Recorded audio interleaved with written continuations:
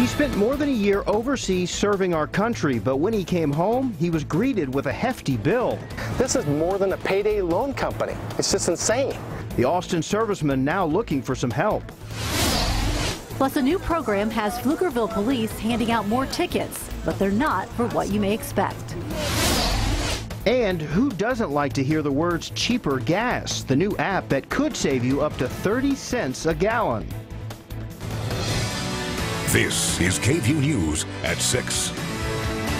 Hi, everybody. I'm Mike Rush. I'm Terry Gruca. After spending 15 months overseas, an Austin Army serviceman comes home to find a pricey toll bill amounting to tens of thousands of dollars. Shocked and upset, he is hoping to get some help. KVUE's Aaron Jones is live with the details. Aaron? Well, Mike and Terry, it's not the $1,400 toll bill that has this man and his wife upset. It's the $26,000 in added fees tacked onto it. He's hoping to get those fees sorted out, saying his family can't afford not to. The shock of being in a war zone was bad enough for Thomas Peterson, but when he left Afghanistan 3 months ago, he wasn't prepared for the bombshell he'd returned to. Right when I come home, I greet my family. Everybody gives me hugs, and I start collecting the mail.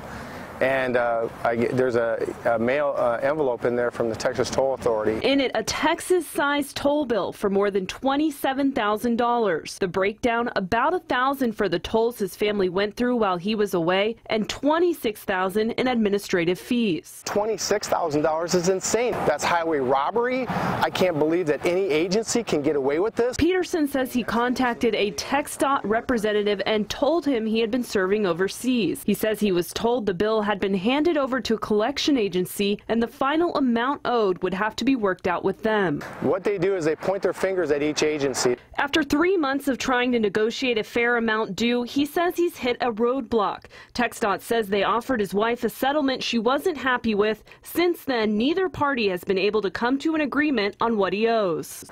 I feel like they're playing a game. They're using it intentionally to rack up and get more money out of the customers. Even though Peterson has been away on assignment, he says he's not opposed to paying late fees, but wants them to be reasonable. I'll pay the $1,000, I'll pay $2,000. I'm not paying $6,000, I'm not paying $14,000, and I'm not paying $26,000. He's hoping this can be sorted out because he doesn't have the money to spend. And tonight, TxDOT representatives say they're looking into this and hope to have a response tomorrow. The main issue they're trying to work out is that the family cars are not registered in Peterson's name. Mike? All right, interesting case. Thanks, Aaron. New at 6, Austin police have arrested 55-year-old Kurt Bartone after they say he exposed and touched himself in front of 2 teenage girls eating at a Panda Express. The girls were eating when Bartone allegedly pulled the leg of his shorts up, exposing himself. One of the girls told officers she had a video and picture of Bartone. He later admitted it was him in the picture. He has been charged with indecency with a child by exposure. That's a third-degree felony. Tonight, a state representative is apologizing to her supporters after she was charged with DWI overnight. Police arrested Victoria Niave around 11:30 last night after her vehicle struck a tree. Niave represents East Dallas. This is video as she was booked into the Dallas County Jail this morning. Dallas police say a woman called them and reported the accident. When they arrived, they found Niave behind the wheel. She refused field sobriety tests, so was taken to Baylor to draw her blood and assess her blood alcohol level. This afternoon, Representative Niave released a statement on her Facebook page. I'm so grateful that no one was hurt. I will accept full responsibility for my actions and will work to make this right. It will take a few days for those blood alcohol level results to be released. New details tonight in the Greg Kelly case. His attorney's filing 2 new sworn affidavits from people connected to the case. And the first one is from a former friend of a man identified as a new suspect in the sexual assault of a 4-year-old boy. That friend says Jonathan McCarty confessed to the crime after Kelly was convicted. The second affidavit is from a woman who says her son confused Kelly and McCarty while staying at an in-home daycare. McCarty's mother operated. Kelly's lawyer says he thinks the 4-year-old victim confused the 2 men and wrongfully accused Kelly. Heartbreak in Collin County, north of Dallas. 4 people killed, 9 injured yesterday afternoon on Highway 121 in Westminster. 15-year-old Abigail Kendall was one of the 4 girls killed. From Facebook, you can see that she loved to sing. She was a passenger inside a car that slowed for some reason, causing a series of spinouts and crashes. 15-year-old Brianna Jacino was a passenger in that car as well. Julie and Wayne Trimble, both 51, died in another car. They were from Ivanhoe, Texas. The Highway Patrol continues to investigate. It's official, texting and driving will soon be banned in our state. Governor Abbott signed it into law less than 24 hours ago. Lawmakers laid out a lot of research on texting and driving and what it actually does to people behind the wheel. They say when drivers text, their reaction time doubles. And get this, on average, texters take their eyes off the road 4.6 seconds out of every 6 seconds. That's more than half the time of driving. And look at it like this. If you're driving 55 miles an hour and texting, you could go the length of a football field without ever looking up. Wow, that's a scary thought. So let's break down what this law really means. The new law bans sending, reading, or writing any text while you're moving in a car.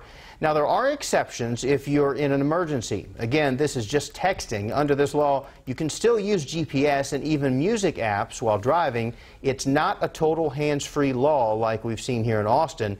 It goes into effect this year on the 1st of September.